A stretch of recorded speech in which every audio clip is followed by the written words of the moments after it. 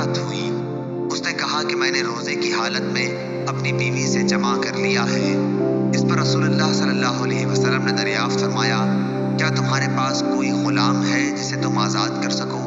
اس نے کہا نہیں۔ پھر آپ صلی اللہ علیہ وسلم نے دریافت فرمایا، کیا پے در پہ 2 مہینے کے روزے رکھ سکتے ہو؟ اس نے عرض کی کہ نہیں۔ پھر آپ صلی اللہ علیہ وسلم نے پوچھا، کیا تم کو 60 مسکینوں کو کھانا کھلانے کی طاقت ہے؟ اس نے اس کا جواب بھی انکار میں دیا۔ راوی نے بیان کیا کہ پھر نبی کریم صلی اللہ علیہ وسلم تھوڑی دیر کے لیے ٹھہر گئے۔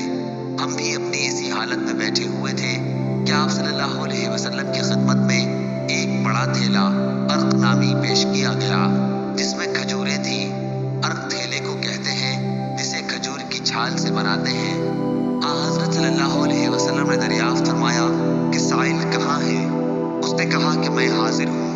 آپ صلی اللہ علیہ وسلم نے فرمایا کہ اسے لے لو اور صدقہ کر دو۔ اس شخص نے کہا، کیا یا رسول اللہ؟ اس شخص نے کہا، کیا یا رسول اللہ میں اپنے سے زیادہ محتاج پر صدقہ کر دوں؟ بخدا ان دنوں پتھریلے میدانوں کے درمیان کوئی بھی گھرانہ میرے گھر سے زیادہ محتاج نہیں ہے۔ اس پر نبی کریم صلی اللہ علیہ وسلم اس طرح ہنس پڑے کہ آپ کے آگے کے دانت دیکھے جا سکے۔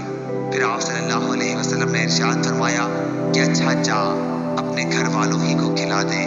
صحیح بخاری حدیث نمبر 1936۔